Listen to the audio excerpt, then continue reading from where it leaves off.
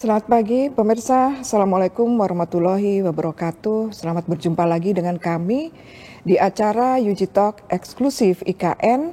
Dan pada hari ini saya ditemani oleh Bapak Dr. Agus Dharma yang akan menemani saya untuk bincang-bincang kita pada pagi hari ini. Selamat pagi Pak Agus.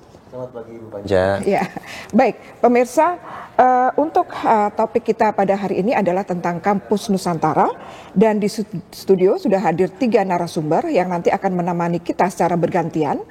Dan untuk segmen pertama ini sudah hadir Bapak Bima Riyadi STM Ars. Selamat pagi Pak Bima. Selamat pagi Bu Panca. Dan Pak Ayas Randana, selamat pagi Pak. Ya, selamat pagi. Baik, beliau berdua adalah dosen di program studi arsitektur Universitas Gunadarma sekaligus alumni dari program Magister Arsitektur Universitas Gunadarma. Pemirsa, untuk Kampus Nusantara itu adalah program studi di luar kampus utama dari Universitas Gunadarma yang ada di Depok. Dan seperti biasanya sebelum kita lanjutkan bincang-bincang kita pagi hari ini, kita ikuti dulu tayangan yang sudah disiapkan berikut.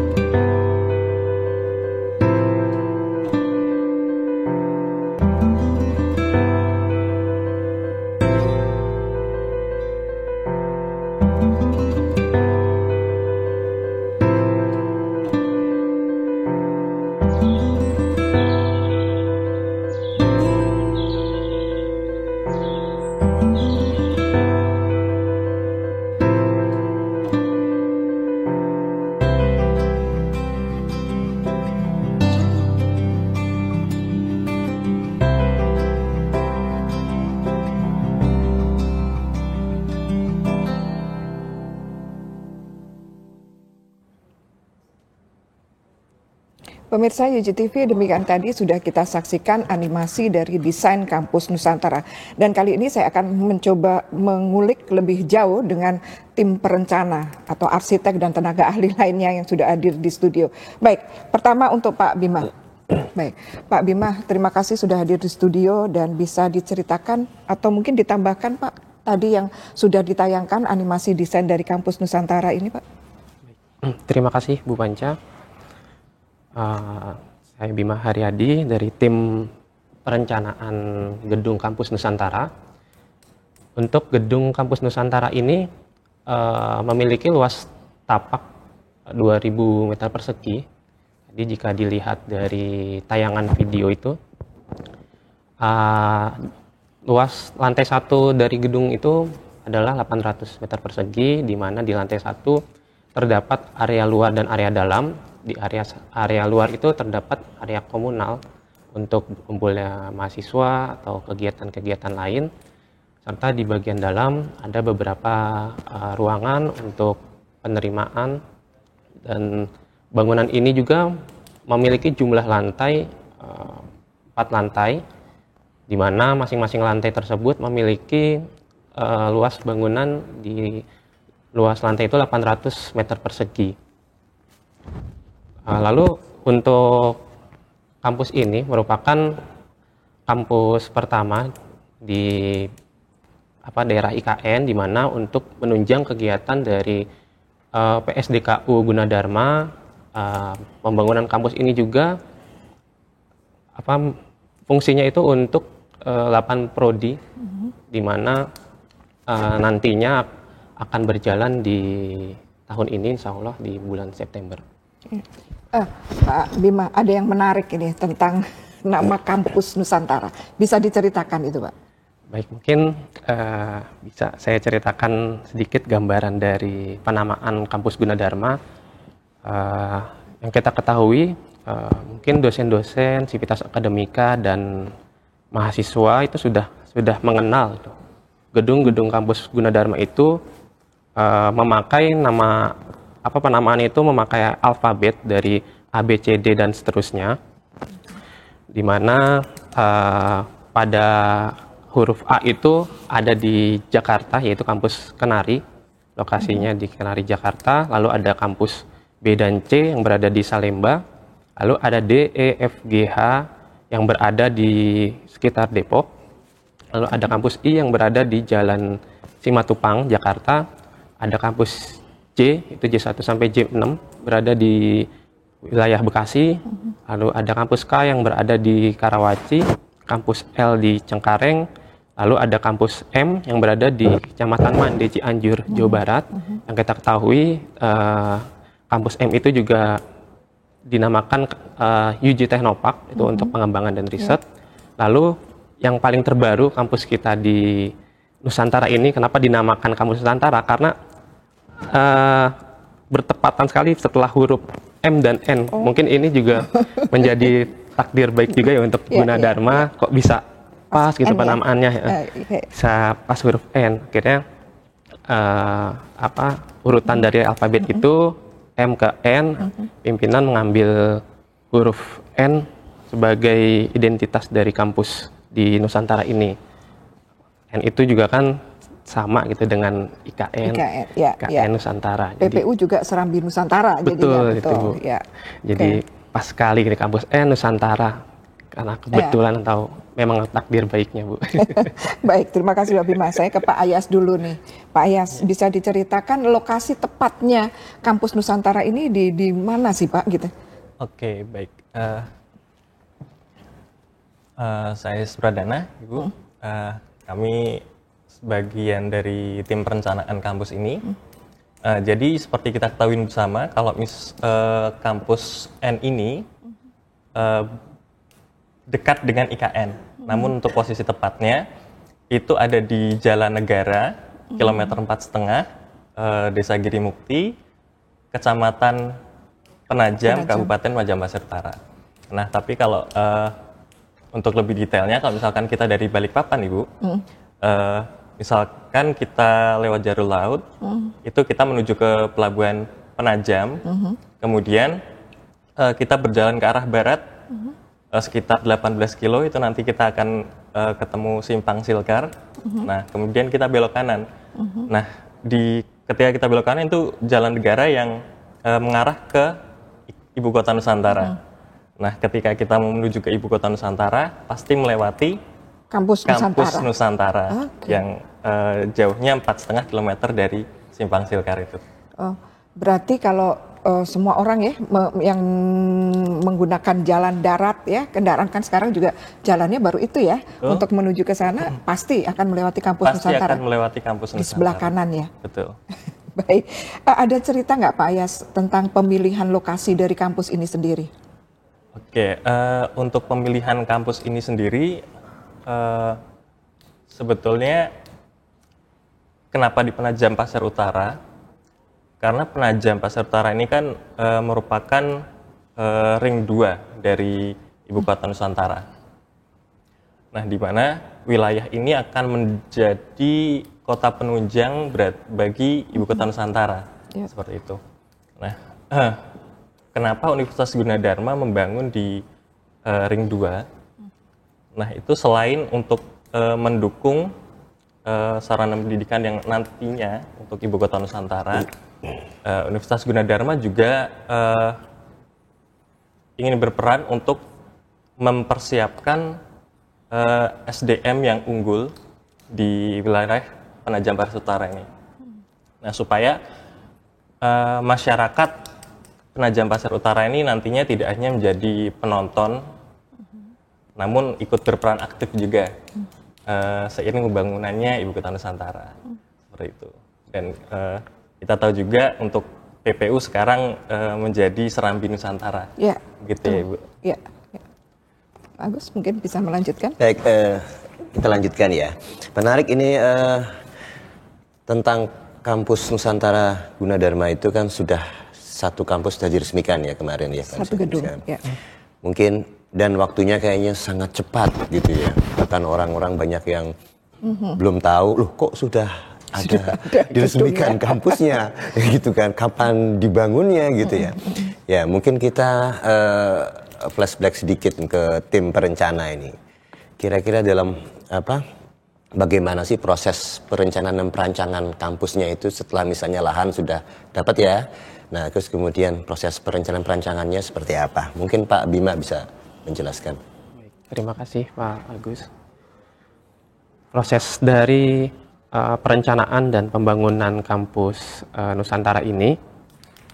Jadi kampus Nusantara ini didesain atau dikerjakan, dirancang oleh tim infrastruktur pengembangan dan pembangunan Universitas Gunadarma, di mana di dalam tim tersebut ada dosen-dosen yang terlibat sesuai dengan bidangnya masing-masing, serta juga ada mahasiswa-mahasiswa kita, mahasiswa sarjana, mahasiswa S2 yang terlibat di sana berperan dalam proses perancangannya.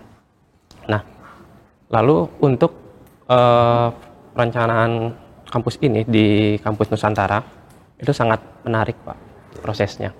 Di saat kita dapat lahan itu tahun lalu ya, di 2022 itu di bulan April Mei, di mana kita diminta pimpinan untuk datang ke sana melihat area yang sudah tersedia. Lalu di sana kita melakukan pengamatan apa sih yang ada di site tersebut yang bisa diambil potensinya apa. Nah, jadi setelah kita datang ke sana bersama-sama dengan tim perencana, kita tuh melihat nih agak unik itu tempatnya. Jadi dari segi existing lahannya, terus material di sana, terus SDM-nya juga itu agak berbeda. Jadi kita untuk material di sana tuh itu sulit Agus dan Mbak Panca itu.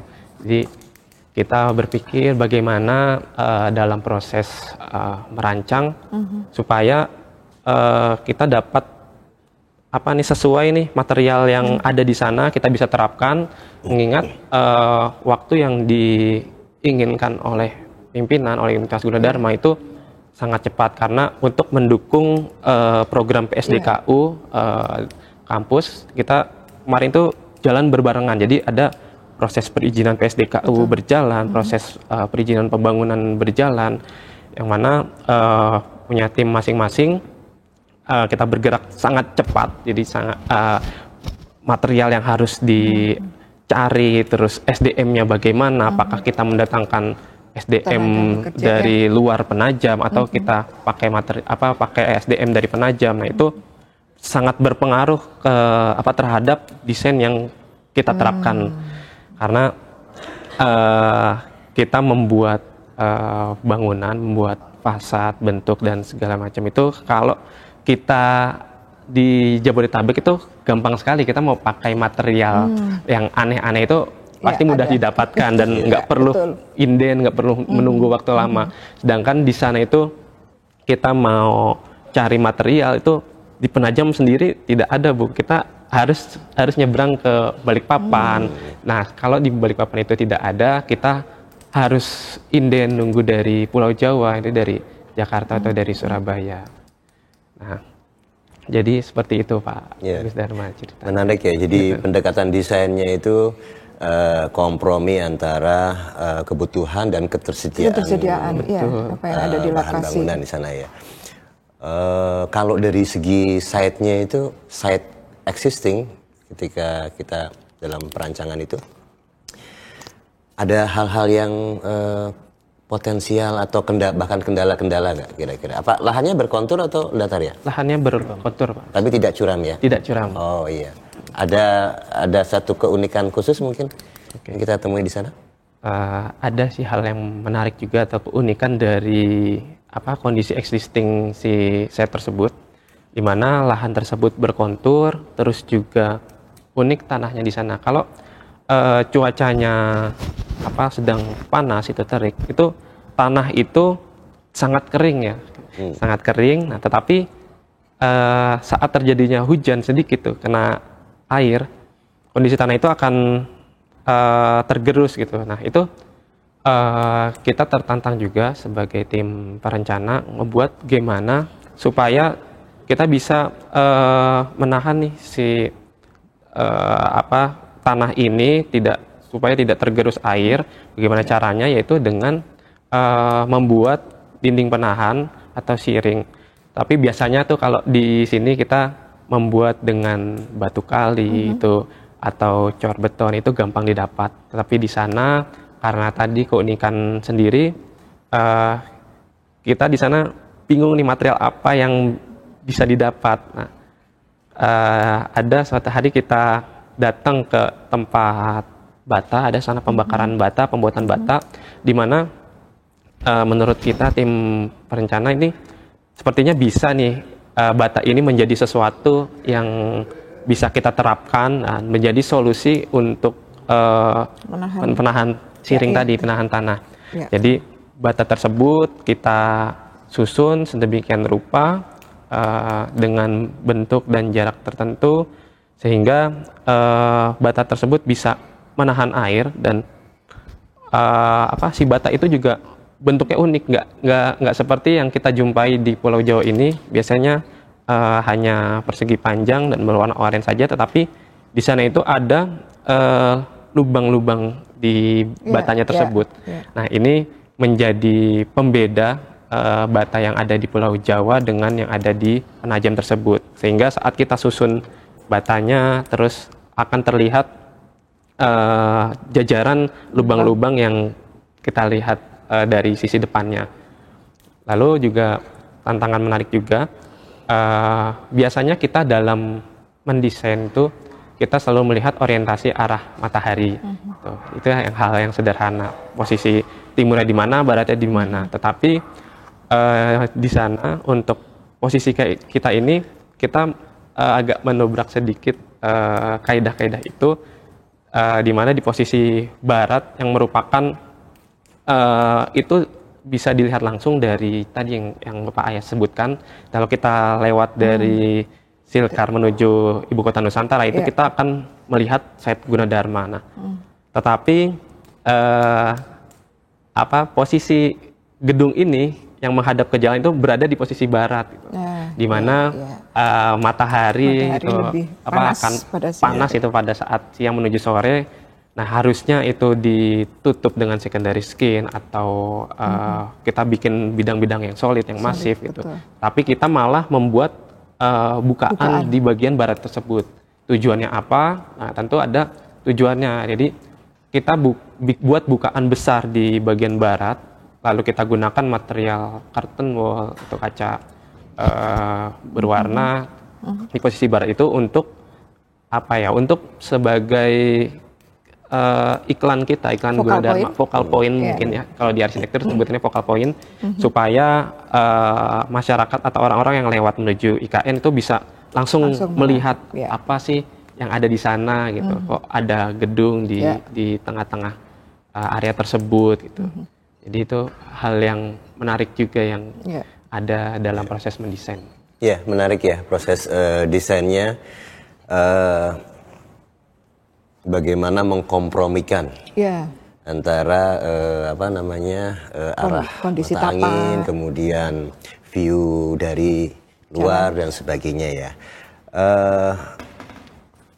Untuk sebuah bangunan itu kan, kalau Pak Bima tadi tenaga ahli di bidang arsitektur, nah Pak Ayas ini di bidang struktur. Nah ya kan, mungkin pemirsa juga perlu tahu bahwa sebuah bangunan itu sebelum kita masuk ke dalam tembok-tembok dan sebagainya itu ada sistem struktur. Biasanya memakai rangka, ya, beton dan sebagainya. Itu adalah ranahnya teknik sipil. Nah, ini kebetulan di sebelah kita ada tenaga ahli dari tim sistem strukturnya ya. Kalau dari segi struktur gimana Pak Ayas? Apakah ada keunikan atau apa ya, kendala atau apa? Begini, untuk sistem struktur di kampus Nusantara ini sebetulnya tidak jauh berbeda dari yang kita bangun di Pulau Jawa, seperti itu. Mungkin yang perlu jadi perhatian buat kita adalah yang pertama tadi seperti yang disebutkan Pak Bima, dari jenis tanahnya yang jika terjadi hujan dia akan sangat mudah untuk tergerus. Jadi kita perlu membuat siring-siring seperti itu. Nah, kemudian untuk gedungnya sendiri, kita masih menggunakan sistem rangka menggunakan beton bertulang. Ini sebetulnya tidak jauh berbeda dengan yang di Pulau Jawa. Cuman yang perlu kita perhatikan adalah untuk mungkin bisa nantinya akan ada riset untuk bagaimana supaya gedung yang kita bangun di Penajam Pasir Utara itu efisien dari segi biaya. Karena material alam di sana juga terbatas. Kita harus datangkan dari Jawa maupun dari Sulawesi. Kemudian material besi juga kita harus kirim dari Surabaya. Nah, makanya efisiensi dalam pembangunan ini yang perlu diperhatikan supaya gedung yang kita bangun juga tidak membengkak dalam segi biaya, seperti itu. Oh gitu ya. Oke, baik. Saya rasa kita tahan dulu Pak Agus karena segmen 1 sudah waktunya berakhir. Asik ini mendengarkan reportase dari. Kita tahan dulu Pak Ayas dan Pak Bima, juga Pak Agus, pemirsa UG TV. Saatnya kita akan menuju ke segmen kedua, tapi seperti biasanya kita akan saksikan dulu apa yang ingin disampaikan oleh tim.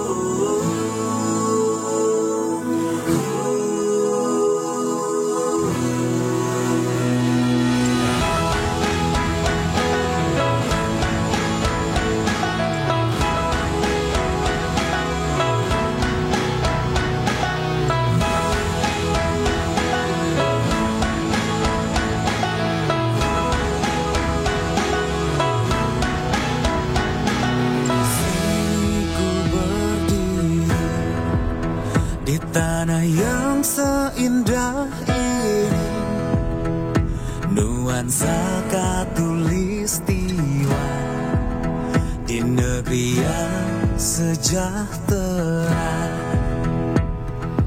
Ibu kota kita, ibu kota Nusantara, pintu gerbang Indonesia, kota dunia untuk semua. Berbagai suku dan agama, budaya dan bahasa, tapi tetap bersatu, bersama menyapa dunia dari Nusantara Jaya.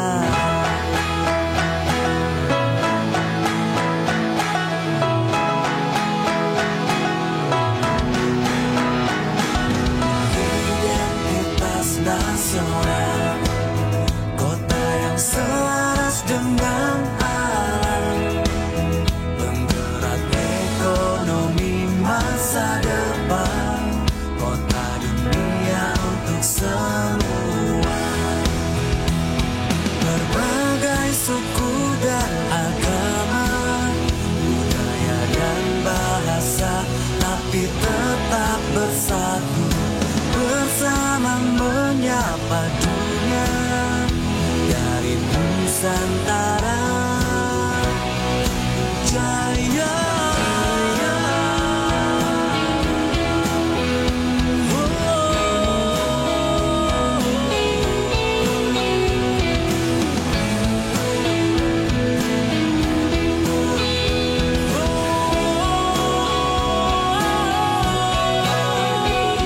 Berbagai suku dan agama, budaya dan bahasa, tapi tetap bersatu, bersama menyapa dunia dari Nusantara Jaya. Berbagai suku dan agama, budaya dan bahasa, tapi tetap bersatu, bersama menyapa dunia dari Nusantara Jaya.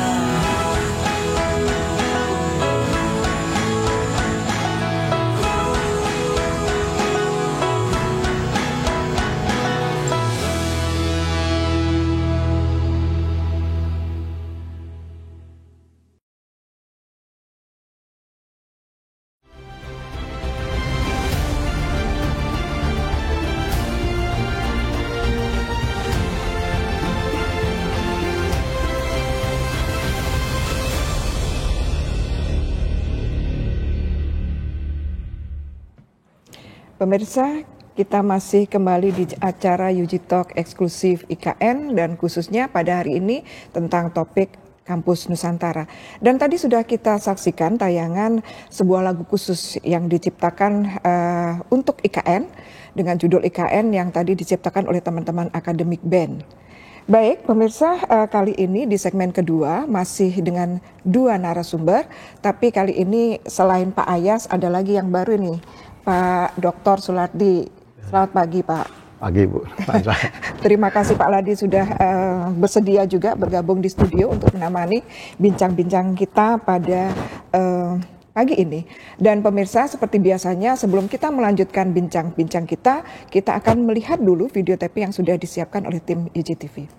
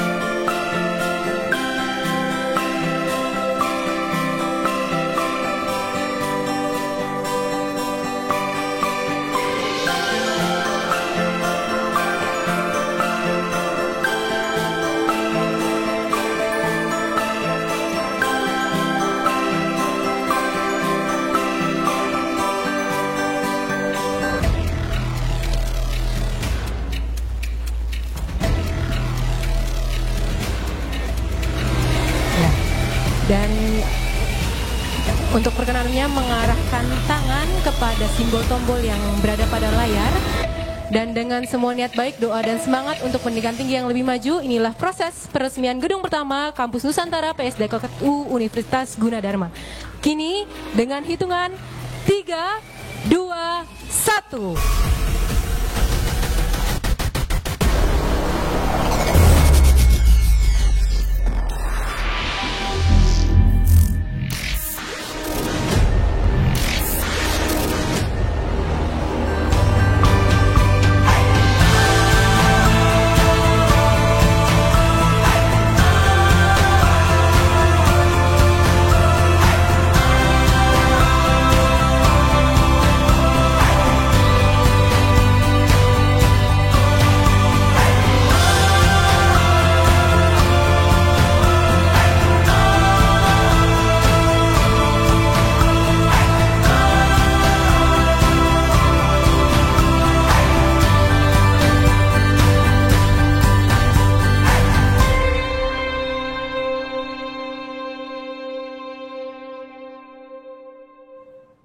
Pemirsa, demikian tadi tayangan video yang memperlihatkan bagaimana proses pembangunan Kampus Nusantara dan peresmian gedung yang pertama yang baru saja dilakukan beberapa waktu yang lalu, masih di bulan Agustus 2023. Baik, saya ke Pak Lardi dulu.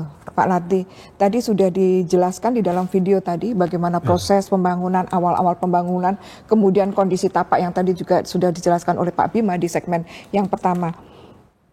Mungkin bisa diceritakan Pak pengalamannya. Saya tahu Pak Lardi juga ikut yang istilahnya apa ya, membuka lahan pertama kali di sana, pengalamannya. Iya, pengalamannya pada awal-awal pembukaan lahan dan proses pembangunan. Silakan.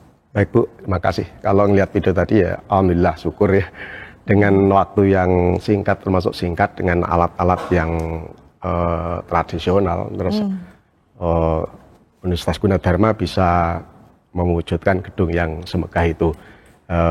Alhamdulillah ya. Nah, untuk proses pembangunannya, pertama kalau kita lihat secara urutan, pertama adalah melakukan survei dulu lokasi, kemudian kita membawa tim topografi untuk memetakan lahan yang mau dibangun, digunakan untuk melihat bahwa kondisi tanah ini kan berkontur ya, semacam pegunungan dan jenis tanah adalah sangat labil. Kemudian setelah itu kita melakukan proses soil investigation untuk pengetesan tanah untuk mendapatkan karakteristik tanah dan daya dukung perencanaan pondasi nantinya. Nah, setelah itu, setelah dapat, baru tim kami untuk sipil melakukan dari gambar arsitek. Prosesnya baru melakukan namanya perencanaan, yaitu ada tahapan-tahapan dalam teknik sipil itu untuk melakukan pertama adalah pemodelan struktur yang dari gambar arsitek, kemudian setelah modal struktur masuk baru melakukan pembebanan. Pembebanan ini seperti kalau kita lihat dalam pelajaran mektek, ya, dapatkan beban merata, ban titik, ban segitiga dan sebagainya. Itu dari ban mati, ban hidup. Kemudian setelah itu baru melakukan istilahnya persyaratan model. Model itu gedung itu tidak boleh pada saat mod 1 atau detik waktu pertama mod 1 itu tidak boleh puntir. Jadi ada syarat yang namanya translasi arah X, arah Y, di mana untuk syarat itu harus lebih besar daripada 50%. Jadi gedung pertama itu harus bergerakan entah arah X atau arah Y, tidak boleh langsung putir. Kemudian untuk mod kedua, pergerakan mod ketiga, pergerakan ketiga itu baru boleh muntir. Bayangin aja Bu, kalau pemodelan itu belum selesai, syarat-syarat belum selesai, ketika terjadi gempa, kemudian gedung kita itu harusnya translasi arah X dan Y, ternyata muntir. Seperti kita, filosofinya seperti kita, kalau kita belajar bela diri, tangan itu ditarik tanpa dipuntir kan beda. Dengan ditarik, dengan dipuntir. Nah, itu sangat tidak boleh. Untuk pemodelan dari arsitek dimodelkan dengan struktur tadi. Kemudian setelah itu, setelah syarat itu terpenuhi, baru kita melakukan analisa pembebanan gempa dan sebagainya. Lalu apa bedanya gempa yang ada di Pulau Jawa dan sebagainya? Karena di Indonesia ini ada 6 zona wilayah gempa. Jadi 1, 2, 3 sampai 6. Jadi termasuk di Kalimantan ini kalau struktur atas sebetulnya kan gempanya kecil. Ya, kecil. Itu nggak ada masalah, justru struktur atasnya efisien. Ya. Cuma yang jadi masalah adalah struktur bawahnya ini. Jadi hati-hati karena kita kalau meletakkan pondasi masih berada di dalam tadi bidang longsor tanah, kita percuma, Bu. Iya, betul. Justru yang tadinya kita bermaksud untuk menahan gedung atas, tapi kita masih di bidang longsor, nggak ada gunanya. Makanya harus dilakukan soal investigasi bahwa pondasi kita harus berada di bawah bidang longsor. Jangan sampai kita, misalnya bidang longsornya ini kan, kita masih di sini. Nah, nggak ada gunanya sebesar apapun. Justru bangunan kita itu adalah membebani tanah sehingga akan tergelincir. Itu kasus yang ada di IKN itu. Nah, untuk dalam soal investigasi itu ada beberapa yang dilakukan, Bu. Pertama adalah sondir, kemudian ada NSPT, yang ketiga adalah lab. Nah, semuanya nanti akan fungsinya masing-masing. Terutama untuk lab ya bisa gunakan untuk menghitung pondasi dangkal dan sebagainya. Di dalam juga bisa. Kemudian NSPT untuk mengetahui lapisan tanah. Jadi kita kalau misalkan hanya sondir saja ini, sondir itu hanya mampu ketika tanah keras berhenti. Tapi tidak tahu bagaimana di bawahnya ini. Jadi termasuk yang di sini kan di Depok ini ada salah satu tanah yang disondir itu sudah tidak bisa, akan tetapi dia lapisan tanahnya hanya sekitar 1 meter atau 2 meter kerasnya. Setelah itu blong lagi. Jadi sebaiknya kalau kita melakukan mau membangun memang harus, kalau bangunan tinggi harus berdalam. Karena untuk mengetahui apakah dia itu stabil, keras terus atau hanya 1 lapis 1 meter langsung itu blong. Gitu. Secara spesifik Pak Lardi, di kondisi tanah tadi memang sudah sempat disampaikan oleh di segmen pertama itu, sampai sejauh apa sih Pak tingkat kedalaman tanah kerasnya, atau sebenarnya kendala-kendala atau bisa dikatakan seperti itu ya untuk proses pembangunan bangunan tinggi ini, bisa dijelaskan lebih rinci? Kalau bangunan tinggi terutama di Jakarta pun begitu, Bu. Di daerah kota itu dalaman pondasi sampai 35 meter. Karena jenis tanahnya memang lunak. Jadi kalau di sana juga sama, bahwa kedalaman tanah itu tanah kerasnya sekitar antara 26 dan 28. Sehingga meskipun 4 lantai mau nggak mau kami harus menancapkan pondasi itu di tanah keras itu. Takutnya terjadi penurunan, ya sayang nanti kalau sampai kita gagal struktur kan, Bu ya. Kemudian kendalanya dalam pelaksanaan kemarin gini, tanah sana itu tadi katakan oleh Pak Bima tadi, bahwa tanahnya sebenarnya kalau pas kering itu keras banget ya. Akan tapi ketika dia kena hujan, ini jadi lumpur dan lumpurnya langsung ngalir. Yang tadinya daratan bisa berubah jadi sungai dengan waktu singkat itu dari air hujan saja. Sehingga sebaiknya ya memang harus ditangani dengan baik lah.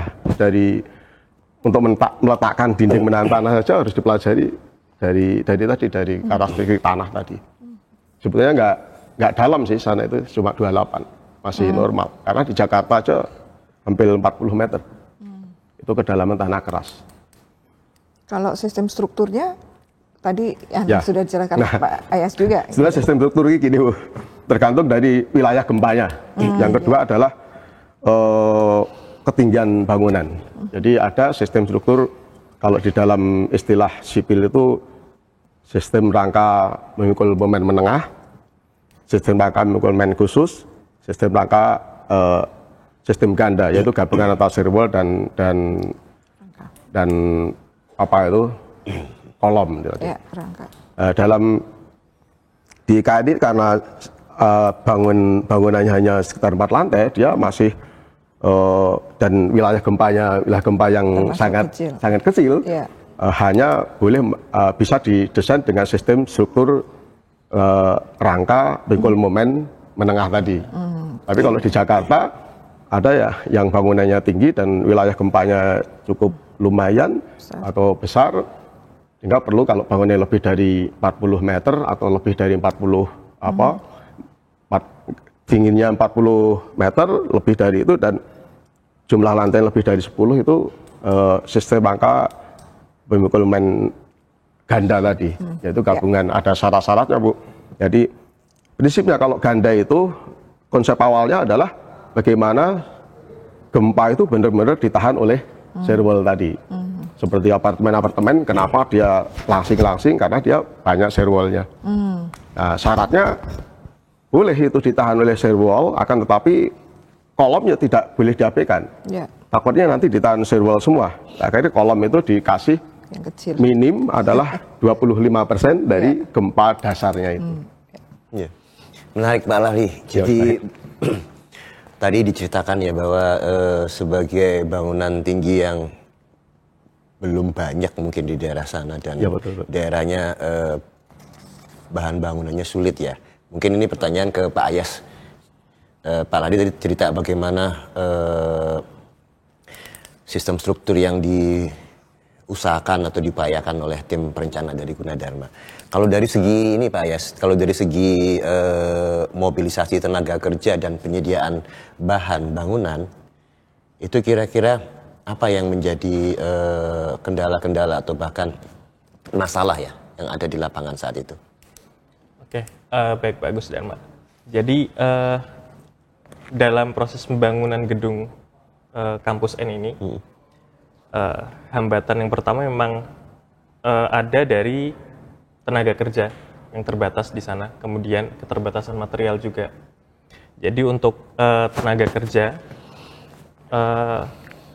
memang kita datangkan dari Pulau Jawa. Oh, Gitu. Jadi karena kita harus memenuhi standar spesifikasi gedung yang paling tidak setara dengan yang di Jakarta, supaya tidak terjadi perbedaan antara gedung yang ada di Jakarta dan di Penajam, makanya kita datangkan manpower dari Pulau Jawa.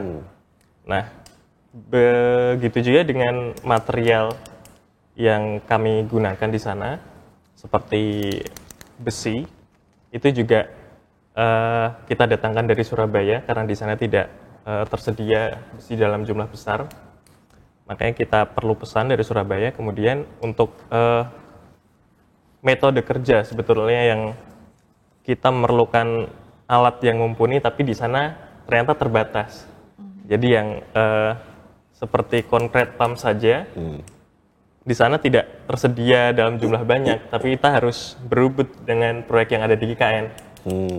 Nah, kita untuk mengatur jadwal pengecoran itu juga harus koordinasi juga dengan proyek yang ada di IKN. pakai ready mix ya? Menggunakan ready mix. Iya. Di sana ada ready mix, cuman ready mix yang ada di Penajam itu berbeda dengan yang ada di Jakarta. Kalau yang ada di Jakarta, kita bisa menentukan mutu untuk kualitas beton yang akan kita gunakan. K berapa gitu ya? Iya, ada K300 atau K400 gitu kan. Kalau misalkan di Penajam, itu kita mengikuti kapasitas mutu beton yang tersedia di sana. Jadi karena di sana paling tinggi adalah K350, jadi kita harus sesuaikan dengan mutu beton yang ada di sana. Jadi hitung-hitungan strukturnya menyesuaikan ketersediaan material yang jadi ada di besarnya tulangan dan sebagainya menyesuaikan ketersediaan betonnya. Ya, oke. Kalau jumlah tenaga kerja berapa ya? Kepuncaknya itu sampai berapa kalau pada saat? Karena ini gedung bertingkat yang metode kerjanya bergantian. Jadi ketika pekerjaan struktur itu hanya dibutuhkan untuk tukang besi, kemudian tukang kayu, dan tukang batu untuk perapian. Nah, untuk total manpowernya sendiri, khususnya yang kita datangkan dari Jawa itu mungkin sekitar 20-25 orang untuk tukang besinya. Nah, untuk tukang kayunya yang digunakan untuk begisting, kolom, balok, dan sebagainya, itu kita datangkan dari Pulau Jawa juga. Itu sekitar 15-20 orang. Kemudian untuk tukang batu kita masih menggunakan manpower dari lokal di sana. Jadi kita tidak datangkan dari Pulau Jawa. Hanya tukang besi dan tukang kayu saja yang kita datangkan dari Pulau Jawa. Gitu, Pak Gisarma. Oke. Kalau tentang alat, tadi Pak Aladis sekilas sudah menyinggung keterbatasan alat di sana ya. Mungkin bisa diceritakan bagaimana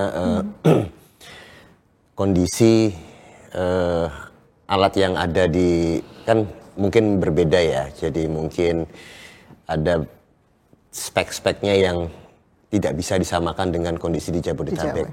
Kira-kira gimana itu? Apa yang contoh-contoh yang terjadi misalnya?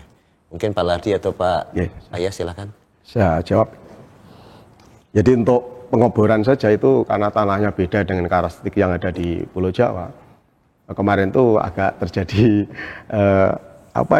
perdebatan lumayan karena dari kami tim struktur adalah misalkan kedalamannya dari data tanah yang hasil lab itu adalah tanah keras kedalaman sekitar 26-28, tapi kenyataannya di lapangan dalam pengeboran itu 18 itu sudah nggak bisa turun karena tanahnya itu ulet. Nah ternyata setelah kami kan bertahan ya, masuk perencanaan kan bertahan dengan data tanah hasil itu. Kami yakin lah itu ya, nggak salah karena bayarnya juga mahal kan gitu, bayar hasil lab itu kan dari konsultannya itu. Nah ternyata setelah diteliti itu hanya bukan tanah keras, itu hampir ya diskusi percakapan panjang, hampir merubah kedalaman ya. Tapi kami tetap yakin nggak mau, hati-hati kalau sampai mengeluarkan hasil desain yang tidak sesuai dengan yang ditetapkan di awal. Hampir berhenti sampai di situ ya. Ya hampir. Nah, karena sudah dianggap tanah keras. Tanah keras karena bornya tidak turun lagi. Kemudian kami tim suruh datang ke sana siap gitu ya, siap. Setelah sampai di sana ternyata yang jadi masalah bukan tanah keras. Ya saya agak ngeyel, Pak, kalau ngebor tanah keras itu mesin Bapak pasti pelontangan lah bunyinya nggak karu-karuan Bu gitu. Ini halus loh ini kan, seperti nggak ada suara apa-apa gitu. Nah ternyata dari cek curigaannya adalah di mata bor. Mata bor yang digunakan di sini tidak bisa dipakai, digunakan di tanah di sana. Nah, di sini kan mata bornya rapet ya, giginya itu rapet. Kemudian di sana diakali itu, coba jaraknya panjang gitu. Setelah itu ketemu sehari itu tembus itu, dalam pengeboran satu alat tembus sampai 26, sampai 28, 26. Kembali ke kedalaman sesuai rencana. Nanti karena ini kan nyari alat yang tadi yang kalau di Jakarta kan mau cari alat yang canggih-canggih banyak. Di sana kami mendatangkan alat yang dari Jawa yang tadi dilihat di tayangan video tadi yang tradisional kan. Tapi itu luar biasa. Setelah ketemu metodenya itu ganti gigi itu ternyata waduh sehari bisa tembus itu. Kalau tanah keras 2 hari 3 hari nggak bakalan tembus. Makanya yakin bahwa data lab itu ternyata benar. Air mudah ya Pak? Apa? Air mudah. Air mudah di sana. Jadi kita pakai bor basah ya. Kalau bor kering lebih lama lagi. Berarti itu kendalanya itu. Kalau kita pelajari di sini yang pertama pasti khas laboratorium hasil untuk yang tadi ya uji tanah dan lain sebagainya itu sangat penting sekali di awal. Itu tahapan. Tapi selain itu juga harus ada juga inovasi dari pengalaman melihat kondisi di lapangan dan ternyata berbeda gitu Pak. Berbeda jauh sehingga tadi ada keterbatasan peralatan, bagaimana kita bisa melakukan inovasi teknologi peralatan itu untuk itu tentunya juga dari pengalaman kan? Dari pengalaman akhirnya bisa ketemu juga. Coba kalau kita menyerah dengan kondisi itu, gimana yang terjadi saya nggak kebayang gitu. Bisa turun gedungnya. Iya, betul. Sedangkan nilai SPT di sana itu dengan kedalaman itu masih di bawah 10. Padahal untuk tanah keras itu adalah di atas 50 sampai 60. Sewa-sewa alat-alat berat dari mana Pak? Nah, alat berat kebetulan di sana ada alat berat yang Di Sapako Balikpapan, dan sebagainya itu dari- ada. Di Penajam sendiri, karena kita biasanya kan kita swakelola, kita membangun sendiri. Ya. Kalau di sana kita menggunakan kontraktor lokal. Kontraktor lokal itu dia mempunyai beberapa alat berat yang bisa digunakan untuk mendukung pembangunan kampus Nusantara.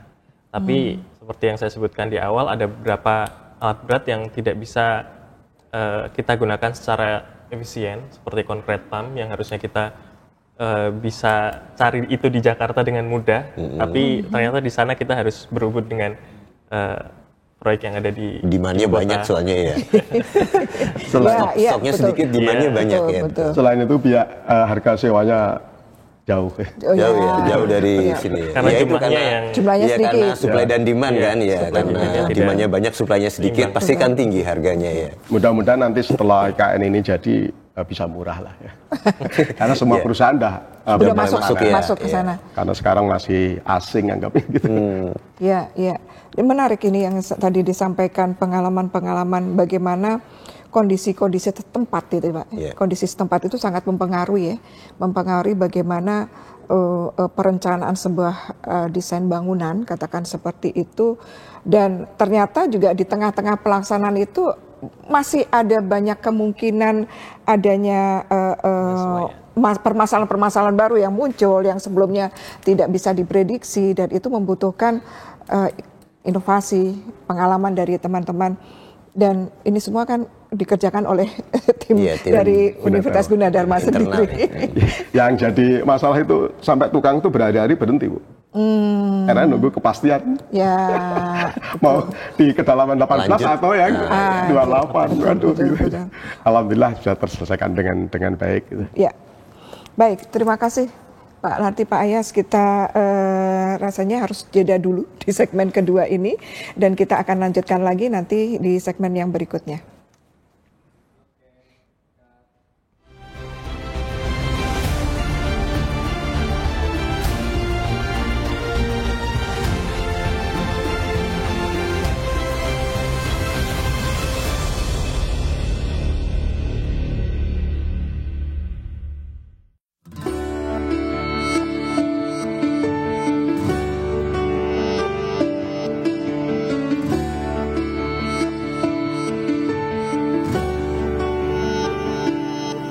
Di kampus ini aku bahagia,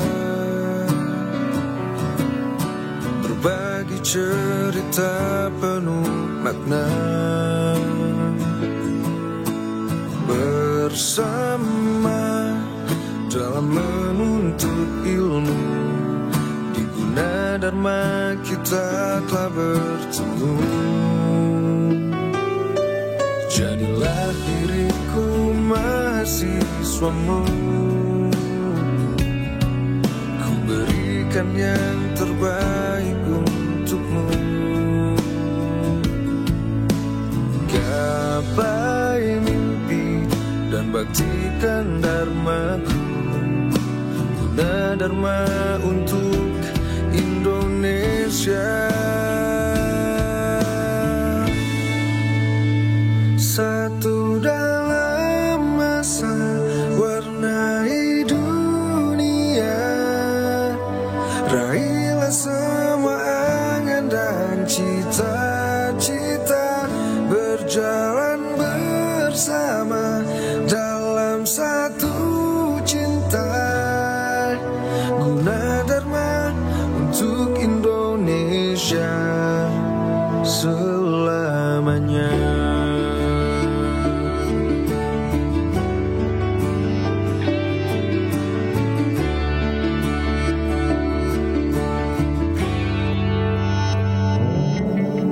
Hangat cintamu di setiap waktu,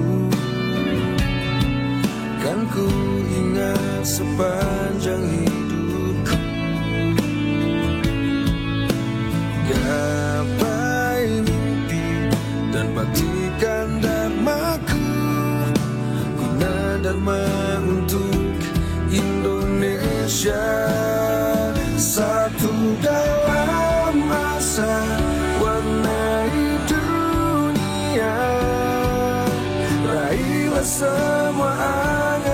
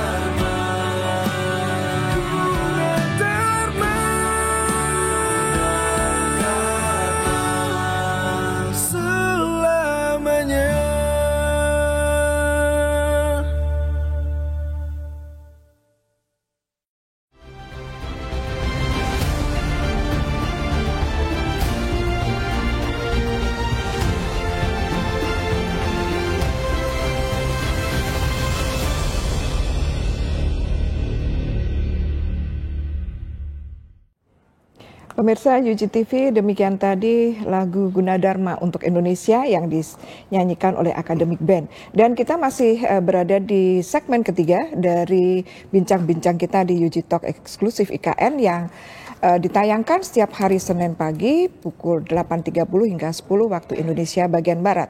Kembali di segmen ketiga ini kami masih ditemani oleh Pak Lardi dan kembali Pak Bima hadir lagi di segmen ketiga. Kita akan lanjutkan bincang-bincang kita tadi, tapi sebelumnya kita akan bersama-sama menyaksikan video taping yang sudah disiapkan. Terima kasih.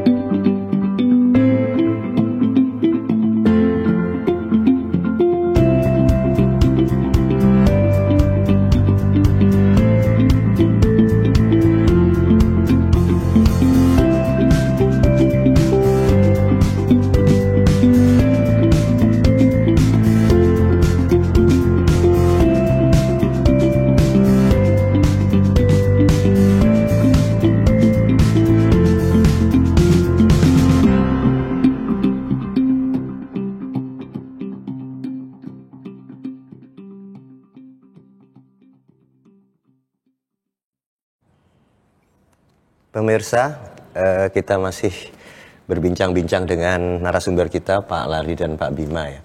Kita lanjutkan tadi di segmen kedua, seru sekali Pak Lardi menceritakan bagaimana inovasi atau kreativitas yang keluar untuk menanggulangi masalah ya.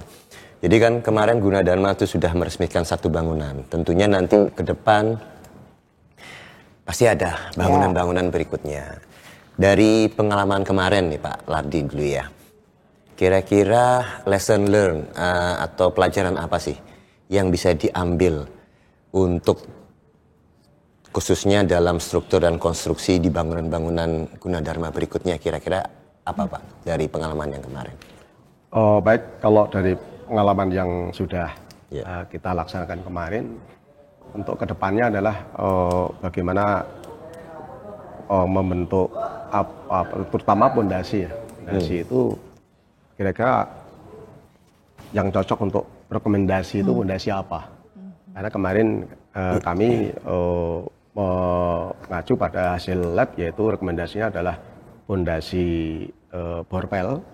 Kemudian untuk langkah berikutnya dengan kondisi tanah yang sudah ada perlu adanya inovasi atau penelitian. Kira-kira kalau pondasi yang cocok untuk tanah yang seperti itu apa yang aslinya, atau rap foundation atau jenis pondasi lain selain borpel. Karena kalau kita pakai borpel kan tadi dalam, kita cuma 4 lantai sebetulnya kan. Cuma perlu penelitian tentang kondisi tanah tadi, kira-kira bisa apa sih inovasinya supaya tidak harus memancang ke dalaman tadi atau berpel kedalaman 28 meter. Karena kalau itu kan berarti tidak kurang efisien. Iya, kurang Karena efisien. kalau di sini kan 4 lantai saya tidak perlu pakai berpel, berani di Jakarta atau di Kalau Pulau Jawa. perbandingannya gimana Pak? Kalau misalnya ya ambillah Depok dengan Penajam, jadi perbandingan antara pondasinya itu kalau digambarkan seperti apa? Seperti kita waktu di Podomoro, kita pondasi yang 16 lantai. 16 lantai itu hanya sekitar 13 meter. 16 lantai, 13 meter ya. Dengan 4 lantai Dengan 4 28 lantai, meter. iya. Ya. Itu sudah masuk gitu kan. Ya jadi ya jauh kan ya. Tantangan, Pak. Ini tantangan Ini sebenarnya makanya, untuk riset-riset teman-teman di sipil. teman-teman dari sipil, terutama yang jurusan Geologi. geoteknik, Geoteknik, ya. untuk memberi rekomendasi, berkontribusi terhadap penelitian itu. Ya, ya. Yang kedua tentang material tadi, ada sumber pasir Pak Bima ya, yang ada di sana itu perlu diteliti lagi, bisa nggak dia mewujudkan mutu beton yang K250 misalkan, tidak harus 300 gitu kan. Dengan sumber pasir yang ada di sana, yang dipakai gunakan untuk plester kan, finishing kan pakai itu juga Bu. Jadi tidak perlu harus mendatangkan, kalau bisa kan tidak perlu mendatangkan dari Sulawesi. Jadi yang kita pakai untuk ngecor kolom dan untuk ngecor struktur itu, semuanya plat, lantai, kolom dan balok itu semuanya oral atau splitnya itu didatangkan dari Sulawesi, sehingga ya ketemunya itu luar biasa, perbandingan harganya sangat signifikan. Bagaimana perlu juga itu dikembangkan, diteliti yang sumber pasir yang ada di sana itu ternyata ada itu suatu daerah yang udah bawahnya itu pasir semua.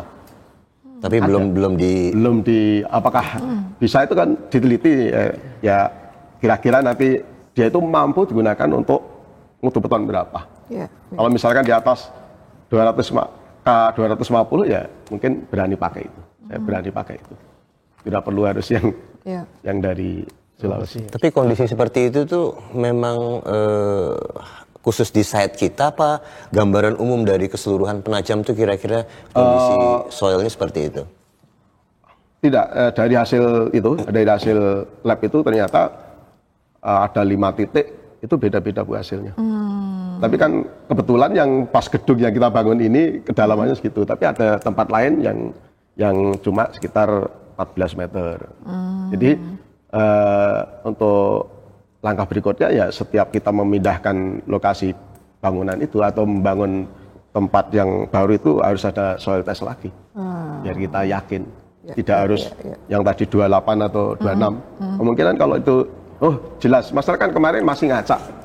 Ngacak itu dalam kawasan itu ambil titik-titik kan. Nanti kalau sudah jalan, kita lakukan tes lagi apa benar ini kedalamannya 14 cukup. Karena dari hasil itu ada yang 18 sudah keras, ada yang 26. Nah, ternyata yang pas kondisi bangunan yang dibangun kemarin itu adalah kedalamannya antara 26 sampai 28. Jadi kami ngambil yang riskan kan, 28 gitu. Ya. Coba saya ke Pak Bima ini. Pak Bima, tadi selain kondisi lahan ya, kondisi tanahnya, material yang sangat terbatas di sana, untuk ke depan kira-kira ada nggak bayangannya bahwa apakah memang gedung kita nanti harus seperti desainnya seperti yang ada di Jawa, ataukah kita menyesuaikan justru dengan material-material yang ada di mereka, gitu kan? Apalagi ini hanya untuk 4 lantai ya Pak ya, gitu. Jadi kan kemungkinan penggunaan material apa lagi yang ditemukan, kita harus mengeksplorasi ya. Selain tadi yang sudah diceritakan adalah bata, saya tuh pada waktu kemarin kan juga hadir pada waktu acara peresmian dan ada teman saya yang asli di situ. Beliau mengingatkan bahwa bata di sana itu ya tadi karena tanahnya itu kan gampang sekali tergerus, takutnya itu juga kena air tergerus, tapi ternyata ada teknik tertentu yang sudah dilakukan dengan bata tertentu yang digunakan. Nah, ada nggak kayu mungkin atau material-material lokal lain yang bisa diekspor justru nanti menekan biaya juga kan, menyesuaikan dengan kondisi lokal setempat. Ya, baik. Terima kasih Bu Panca. Izin menjawab dari pertanyaan Bu Panca.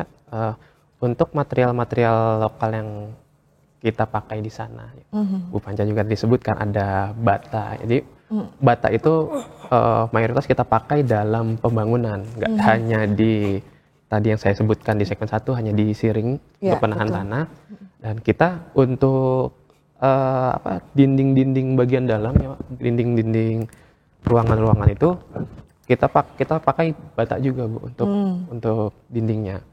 Biasa kan kalau kita di Pulau Jawa ini banyak sekali tuh material untuk dinding yang kita pakai. Ada bata ringan atau hebel gitu.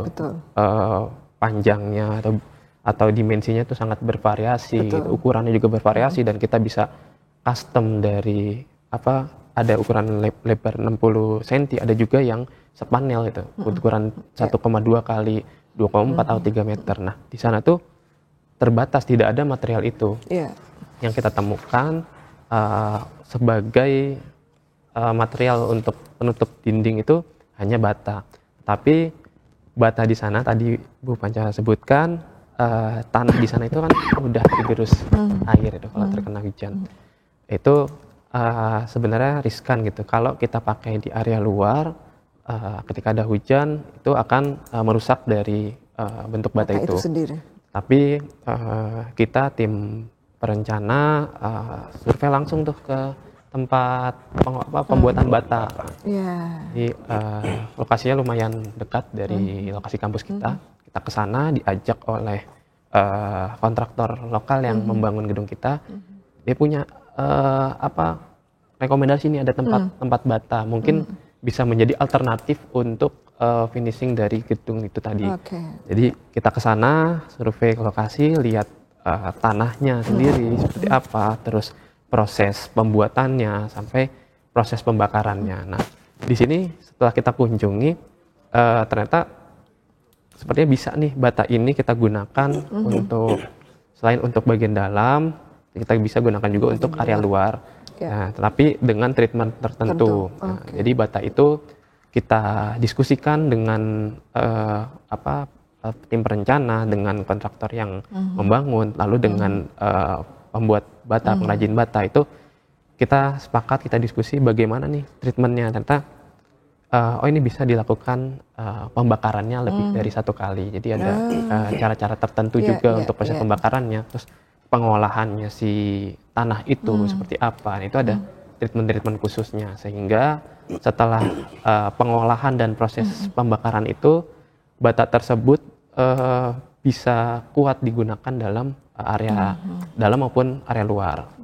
Kalau saya lihat di Pulau Jawa ini, bata itu biasanya nih pabrikan bata itu, pengrajin bata, kalau antar ke proyek, mereka tuh nggak berani tuh nurunin bata dari dump truck itu langsung diturunkan. Nggak berani, mereka harus merapikan satu-satu, hati-hati karena takut bentuk bata itu pecah gitu. Tetapi setelah kita treatment tadi bata di sana, mereka coba tuh dari dump truck itu diturunkan langsung ke lokasi. Jadi nggak perlu disusun satu-satu, itu bata itu tidak rusak ya paladinya. Jadi langsung di dump, bentuknya masih utuh gitu, persegi panjang kotak itu panjang. Nah, mungkin juga selain bata, karena di sana itu mudah didapatkan kayu ulin itu bisa menjadi alternatif juga mungkin untuk kedepannya dalam ornamen-ornamen arsitektur, di mana kondisi ulin di sana kita lebih mudah dapatkan dibanding kalau di Pulau Jawa kita nyari ulin nyari ulin malah itu datanginnya susah, harganya lumayan. Makanya di Jawa itu pakai kayu jati atau jenisnya. Di sana itu kebalikan, kita mau cari kayu jati nggak ada yang bagus, harus datangkan dari Jawa, perlu transportasi untuk mendatangkannya. Tetapi ada kayu lokal di sana, itu kayu ulin atau kayu besi yang biasanya dipakai untuk area-area luar gitu, seperti di bantalan rel kereta, terus ada juga untuk area pesisir pantai gitu, untuk di pelabuhan. Nah, itu mudah didapatkan di sana Bu, di Kalimantan. Nah akhirnya kita juga sempat tuh survei ke pengrajin ulin. Nah, mereka punya stok ulin yang bisa kita olah, kita jadikan nantinya sebagai ornamen interior maupun ornamen eksterior. Seperti itu. Ya, cukup menarik. Jadi ini tambahan lagi Pak, peluang riset kan tadi kalau tidak hanya kondisi tanahnya tapi juga material lokal. Bagaimana pentingnya material lokal itu, kesiapan ketersediaan material lokal itu sebenarnya adalah untuk desain di masing-masing tempatnya, katakan seperti itu. Tidak perlu memaksakan kan kita semua mendatangkan material dari jauh, itu akan cost-nya sangat Dan besar mungkin sekali. inovasi baru tadi ya. Betul. Jadi mungkin Termasuk harganya itu ulin di sana itu setara dengan jati di Jawa. Nah, Jadi nggak mahal gitu. iya. Dan ulin itu keunikannya semakin kena hujan semakin kuat. Betul. Iya. Ya, ini yang Kebalikannya kayu-kayu di Jawa ya. betul. Semakin lapuk kalau kena hujan, Iya, kalau iya. ulin semakin kuat. Itu ditancapkan di dalam tanah itu bagus lah untuk. Biasanya kita gunakan untuk terucuk istilah itu ya. Terucuk atau apa itu setelah itu baru fondasi dinding menahan tanah. Jadi kita nggak langsung dari bata itu batu gunung kalau sana istilahnya itu, kalau kita kan batu kali, sana nggak ada batu kali Pak, adanya batu gunung istilahnya. Karena ngambil dari gunung. Nah itu sebelum kita masang dinding menahan tanah itu pakai kayu ulin dulu, karena kalau pakai batu itu langsung terlalu dalam. Maka kita pakai pancang dulu, pakai ulin itu baru kita pasang batu kalinya. Karena menarik itu Bu sifat dari si kayu ulin yang kata Pak Agus juga perlu penelitian itu. Kalau kita biasanya tadi kita pakai pondasi untuk penahan tanah itu dari beton. Nah ini si ulin ini kita pernah kunjungan ke tempat tertentu itu ada bangunan 2 lantai, kita lihat dia mengapung gitu Bu. Iya. Ada di rawa, bukan bawahnya rawa. Itu pakai apa pondasinya itu? Ternyata dilihat, kayu ulin ternyata Bu. Itu nggak masuk itu di logika saya, kalau biasanya tahunya kan pondasi itu beton dan segala macam. Ini kok pakai kayu ulin gitu Pak, bisa menahan bangunan 2 lantai. Dan kata orang sana memang, ini kayu ini luar biasa gitu. Jadi nggak perlu, mungkin itu tadi ya, karena keterbatasan material, tetapi ada juga material lokal yang bisa mereka gunakan itu Bu. Jadi sebagai bahan bangunan. Hanya biasanya sementara ini kan kita tahu arsitektur Nusantara kita yang begitu kaya, tentunya sangat luas materialnya, ketersediaan material masing-masing juga berbeda. Itu biasanya masih digunakan untuk bangunan yang tidak terlalu tinggi ya, meskipun rumah panggung pun kan tidak terlalu tinggi, 2 atau 3 lantai.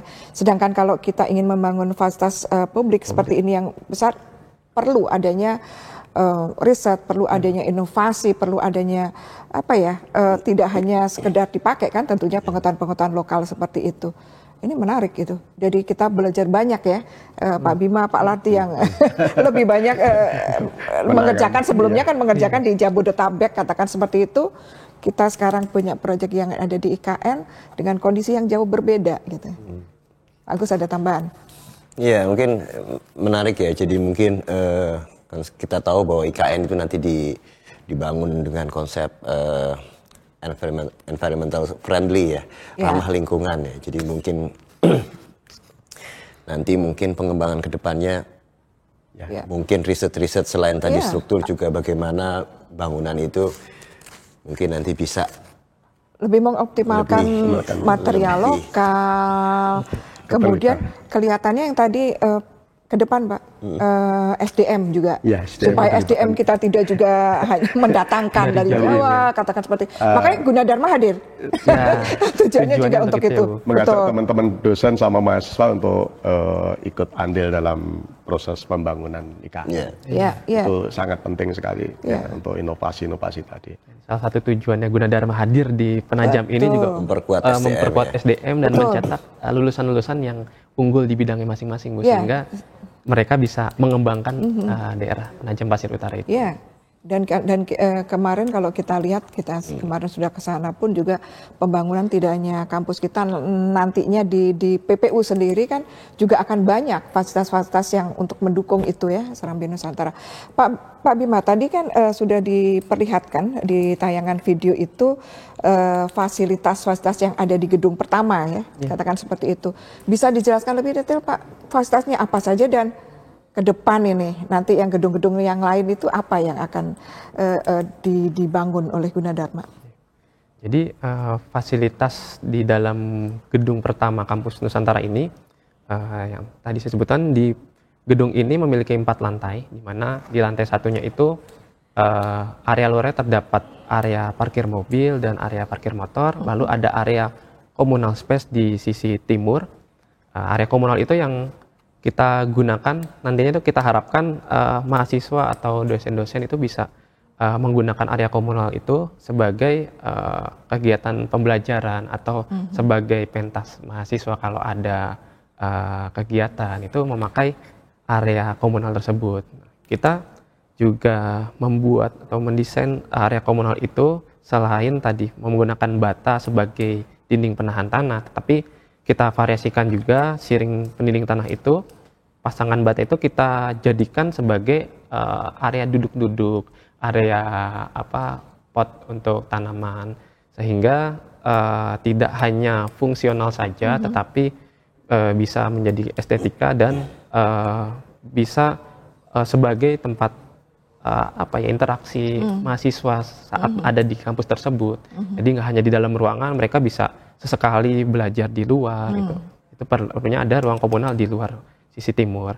Nah, lalu di dalamnya, di lantai 1 di bagian dalam, kalau kita masuk ke dalam itu kita bisa naik tangga atau ada ram di sisi sebelah tangganya. Jadi kita ramah difabel, ada parkiran pun juga ada parkiran khusus difabel, terus ramnya juga untuk difabel bisa masuk ke dalam gedung. Nah, masuk ke gedung ini di lantai 1 ada area penerima atau area resepsionis, di mana di lantai 1 ada resepsionis, ada juga ruang sekdos, ada ruang rektor, ruang dosen, dan ada toilet dosen. Jadi toilet dosen itu kita khususkan di lantai 1. Lalu ada 2 tangga di bagian utara dan selatan, ada tangga utama di sebelah lift dan ada juga tangga darurat di sisi selatan. Nah, menarik di gedung pertama kampus Nusantara ini juga mungkin bisa dibilang satu-satunya gedung yang memiliki fasilitas lift, Bu. Jadi saat kemarin acara peresmian di sana ada kunjungan dari guru-guru sekolah-sekolah yang datang ke sana, mereka sangat antusias untuk datang ke gedung tersebut. Mereka mencoba lift bangunan itu kan, turun itu. Itu suatu kebanggaan juga untuk mereka. Nah, lalu di lift itu juga kita sisipkan ada ornamen-ornamen lokalnya, ada ornamen khas Dayak yang kita pasang di bidang dinding lift tersebut dari lantai 1 sampai dengan lantai 4, sehingga kalau kita dosen-dosen atau civitas akademika yang datang dari Depok menuju ke sana itu walaupun gedungnya terlihat mewah seperti di Depok, seperti di Jabodetabek, itu kesannya nggak sedang berada di Depok, tetapi dengan adanya ornamen-ornamen lokal yang kita terapkan di sana, mereka jadi ingat, oh ini kita ada di Penajam Pasir Utara, berada di Kalimantan itu. Nah, lalu lanjut ke lantai 2-nya, fasilitas yang ada di gedung Nusantara ini. Di lantai 2 itu terdapat laboratorium dengan 100 komputer yang mana difungsikan sebagai lab-lab dari setiap jurusan atau prodi yang memakainya nanti. Terus juga ada ruang-ruang kelas, ada toilet perempuan. Lalu di lantai 3 juga ada ruang kelas. Jadi total ruang kelas ini di gedung pertama kurang lebih ada 15 kelas, terbagi menjadi ruang kelas kecil dan ruang kelas besar. Nah, di lantai 4 itu ada ruang perpustakaan, di mana itu dapat digunakan oleh setiap prodi. Mereka bisa membaca, mencari referensi di dalam perpustakaan tersebut. Jadi ada yang sifatnya konvensional dengan buku dan ada juga yang digital menggunakan komputer. Dan di depannya juga ada ruang serbaguna yang jika tadi kita lihat di tayangan video itu kita sudah gunakan ruangan serbaguna itu untuk peresmian. Kapasitasnya berapa, Pak? Kapasitasnya itu kurang lebih 300 orang. Oh, 300 orang. 300 orang. Jadi lumayan banyak. Ya, ya.